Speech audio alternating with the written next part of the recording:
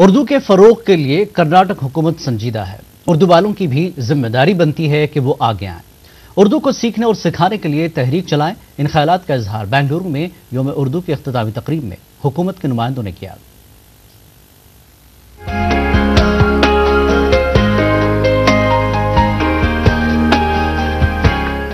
بنگلورو کے امبیڈکر بھون میں جشن یوم اردو کی اختتامی تقریب منعقد ہوئی۔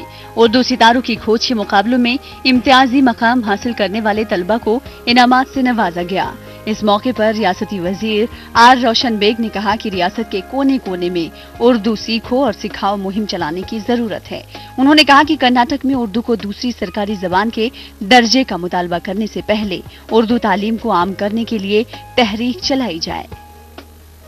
مطالبہ تو رہا ہے، یوپی میں کئی اسٹیٹوں میں اردو زبان دی گئی ہے، مگر لوگ اپنے گھر میں بچوں کو ہی اردو نہیں پڑھاتے، تو آپ سیکنڈ لینگویج سائڈ لینگویج رکھ کے پتہ کیا پہلے یہ تحریک چلائیے کہ گھر میں بچوں کو اردو پڑھائیں اور اردو اخبار خریدیں، اردو اخبار ہر گھر میں اردو اخبار ہو، یہ پہلے تحریک چلائیے۔ کرناٹک اقلیتی کمیشن کے صدر نصیر احمد نے کہا کہ اردو اسکولوں میں پہلی جماعت سے ہی سہ لسانی فارمولہ شروع کرنے پر غور کیا جا رہا ہے۔ آنے والے بجٹ میں بنگلورو میں اردو بھون کی تعمیر کے لیے مزید فنڈ فراہم کرنے کا مطالبہ کیا گیا۔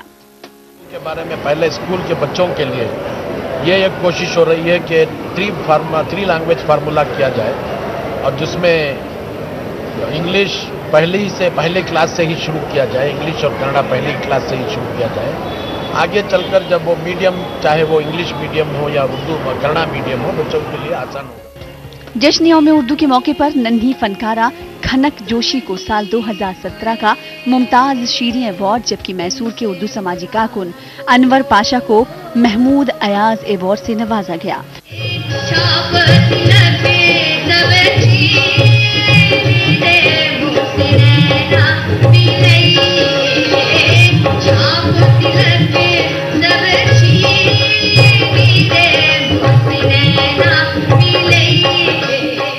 تقریب میں کھنک جوشی نے ساز پر صوفیانہ کلام پیش کرتے ہوئے اپنے فن کا مظاہرہ کیا۔ ETV نیوز کے لیے بنگلورو سے رؤف احمد ہلور کی رپورٹ۔